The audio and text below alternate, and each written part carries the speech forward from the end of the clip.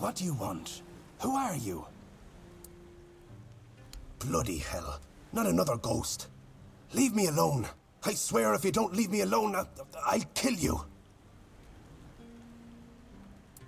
Take this away from me. Don't you know this kind of thing tends to bring bad luck? I don't want to see him again. I went there one evening. Gods only know why. I could feel something odd.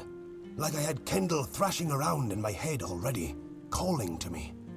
I've never been a godly man, you know. One time I visited a shrine, and look what that got me. A ghost hovering over my head. I dug around a bit looking for Kendall's remains, and then I heard howling, got scared and ran away. At first, I thought it was a wild animal, or some weird beast. Thinking about it now, I guessed it must have been Kendall. He was letting me know he was coming. Damn him.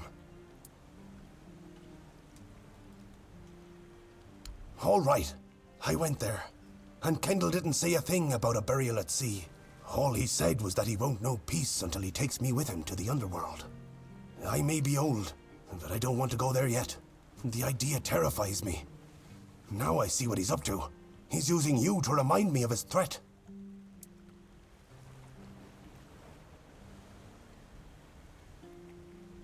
God damn it!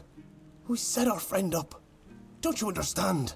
We traded his life for ours. Tagden told the bandits to take Kendall because he was the commander. Told them he would be a good hostage. And if they let us go, he would tell the captain what had happened. And they just laughed, but I was still hoping they'd listen to Tagden. I don't know. Tagden and Finley seem fine, but I've felt bone-crushing guilt ever since it happened. Wouldn't you be wondering if you could have done something more than just beg for mercy? Finley lost his tongue, Tagden his hand, and me. Now I'm an old hobbler missing a leg. We all have wounds to remind us of what happened until the day we die. And that's why we decided to never tell a soul. Please, take his remains away from here. Maybe say a good word about me to his ghost. My years of guilt must surely be enough penance.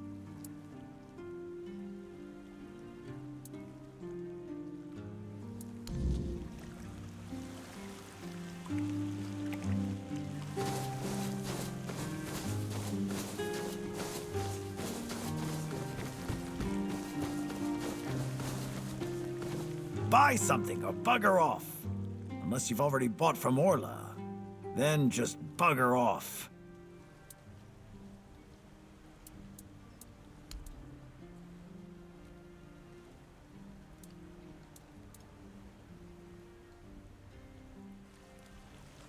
Maybe the fish aren't up. I wouldn't mind knowing that myself. She stole a lucrative business contract out from under me and my family, then made herself at home here. Damn those Timberwall merchants. Everyone's always yammering about Timberwall. Timber this, timber that. Bugger them all. Remember, good business, only with Connacht. Fair prices, no bullshit.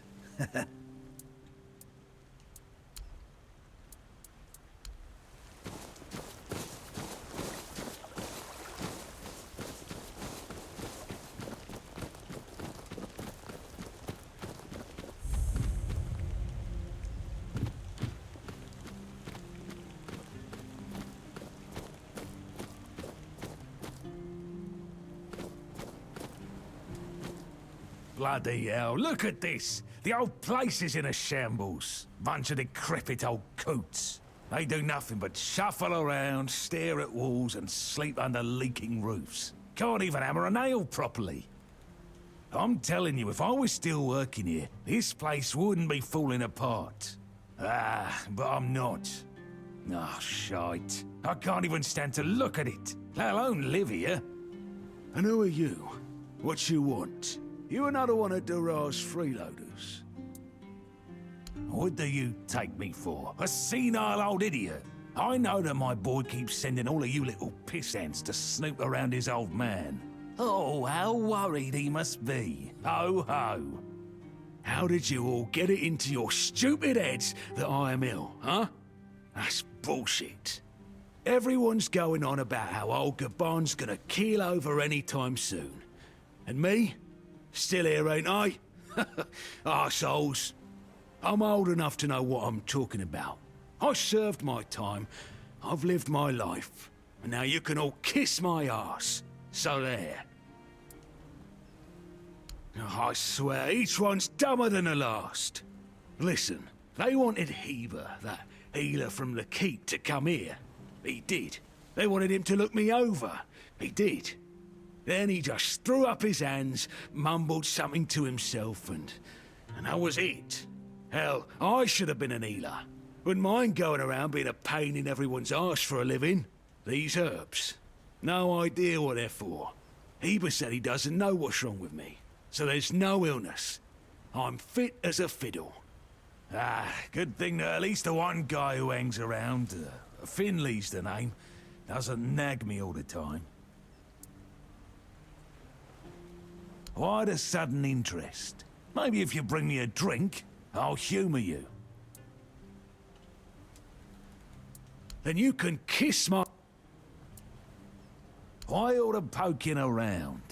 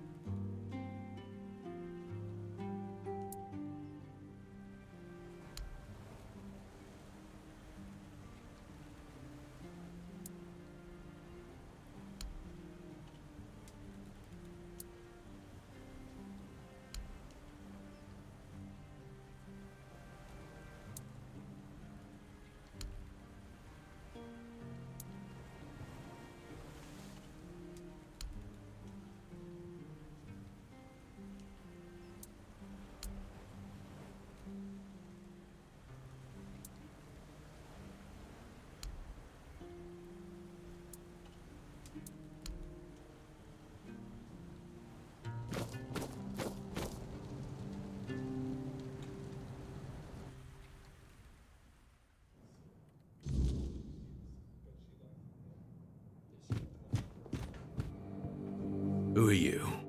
Another refugee? This place is already crawling with your lot.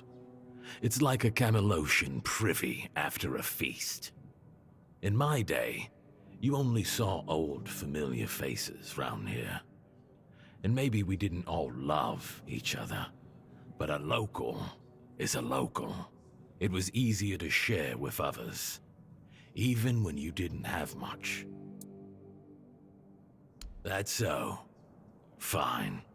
Whatever you say. But yeah, I could see that you don't really look like one of them. Just pass them through then. Shame it had to be now. Not so long ago, we'd have sat down and had a drink with the rest of the lads. Now I come here alone. Berg told you about Kindle. Why the hell did he do that?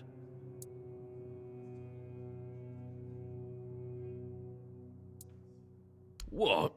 By Kindle's what? You're telling me a ghost comes to him at night, knocking about and not letting him sleep? Shit!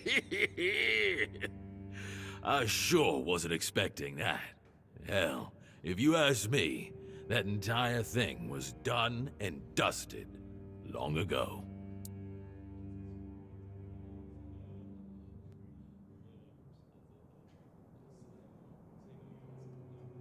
Shit happened. That's all. Kendall got promoted to Lance Corporal. He was strutting about like a fancy lady in a new petticoat. One day, he said, "We've got a job to do. All four of us." We were ambushed. Berg cracked. Same with Finley. Me, I had to act. That's it. That's the story.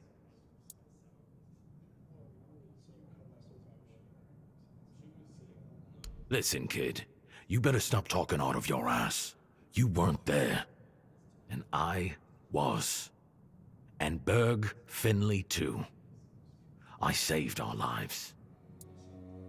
Wasn't about that, but about who deserved that promotion. I never thought it should have been me, mind you. Kendall was an arse licker. If the captain told him to shit himself, he'd have done it, standing to attention. Berg deserved the promotion. He was strong as a horse, best at fighting, and first of us to come to the horns. The rest came a bit later, though we were all still kids. Anyway, Finley thought the same.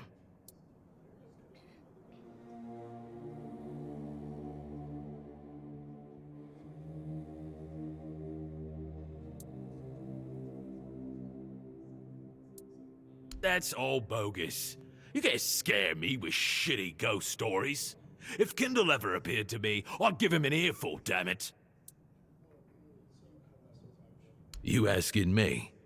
They came here and made themselves at home. I ain't talking to any of them. Orderly. No damn rabble begging at the gates and eating us at a house and home. Yeah, back then, sure. Civilians came and went. But housing them? Feeding them? We had a rule. No freeloading. But I guess that went out the window, along with our pride.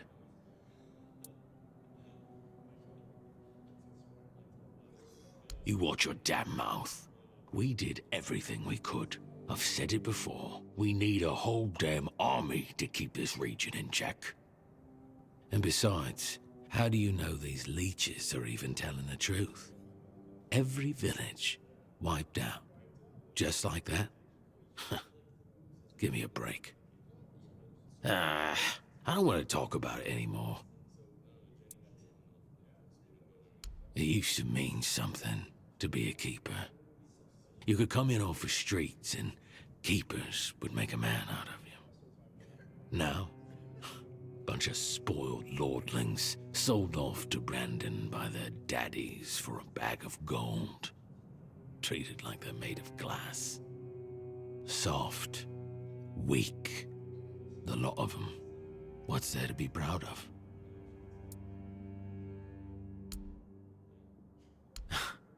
You see anything interesting around here? There's this tavern, and plenty of fish in the sea. Decent place to retire, but not much else. Well, if you're looking to sightsee, try the sunken village. Just don't let the locals tear you to shreds. That all? Beer from König, wine from Forest.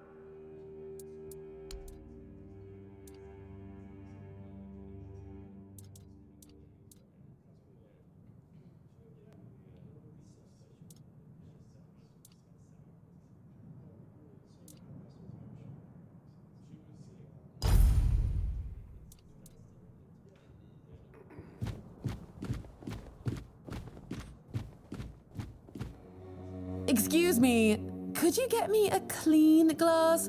And I mean clean, not just wiped 3 times with a dirty rag.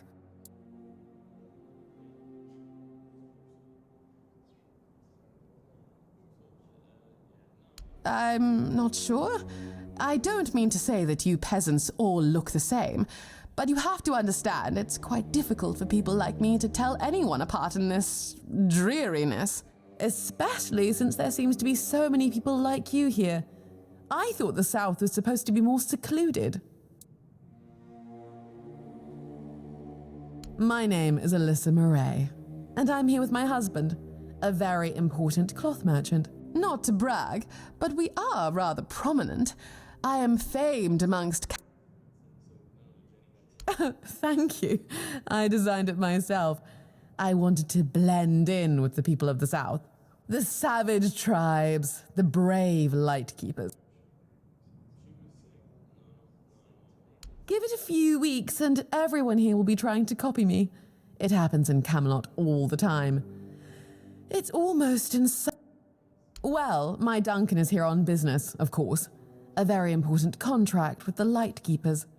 I decided to accompany him because I have never been to the South, and I've heard so much about its wild, untamed beauty. So far, it's turned out to be terribly dull. And the smell... it's like stale fish and sweat. Hopefully I don't have to suffer it much longer. Pray, tell me, do you know anyone here who would run a small errand for me? Oh, nothing major. You see, I've had my eye on this beautiful abandoned estate overlooking the sea. It's not very far from here, but it's far enough away. If we stay here for a while, I need a place for myself. You understand that, right? When I asked the innkeeper to draw me a bath, he brought me a bucket. A bucket! Can you imagine? Finally, someone sympathetic to my plight.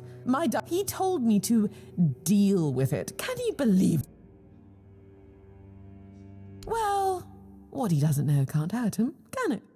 He should be glad that I can take care of myself.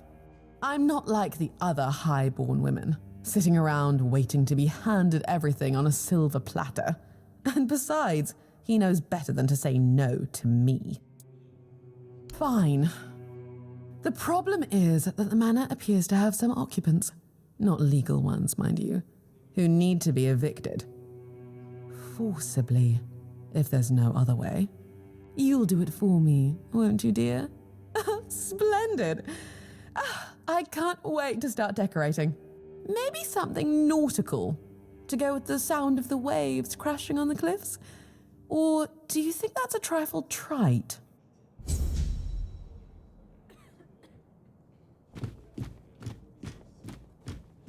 Did you hear about the captain's lockdown? Looks like the lads aren't too...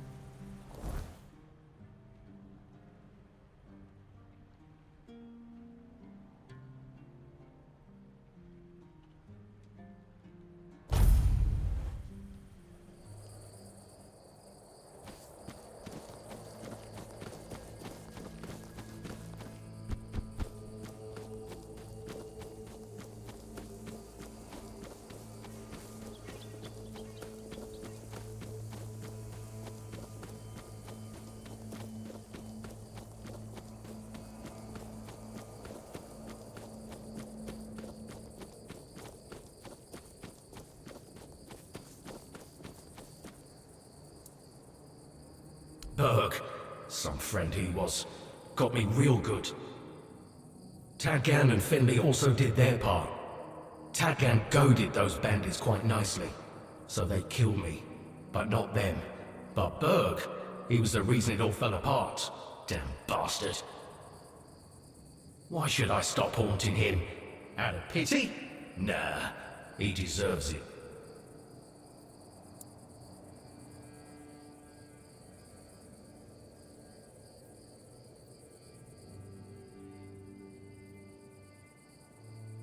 Oh, I didn't know how else to find him. Now you've led me to him. Thank you for that. And no, I'm pretty sure I didn't lie. At least not much.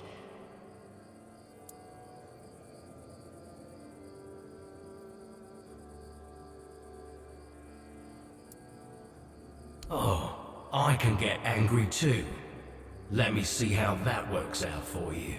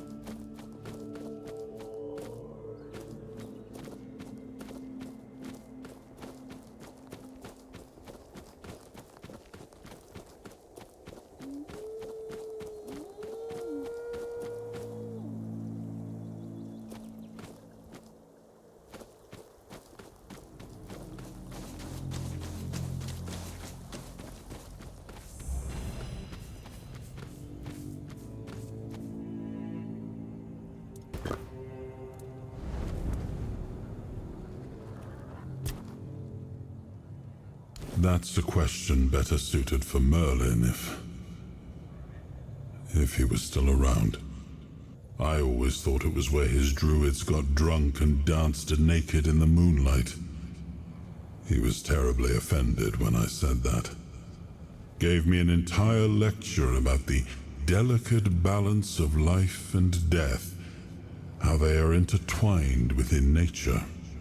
That, he claimed, was what the Cromlechs were meant to be. The heart of their power. A place where it could be harnessed and cultivated. Still, he never invited me to any of their celebrations. He always did hate when I was right.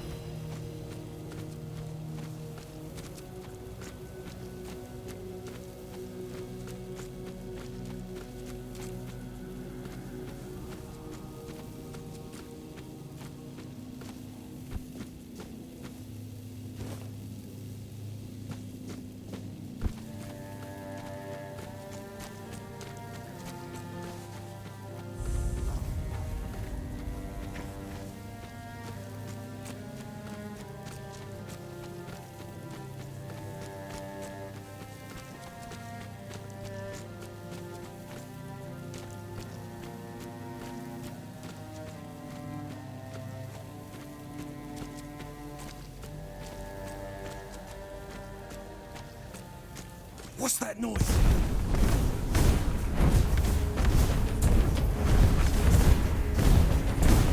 You're in for a world of hurt!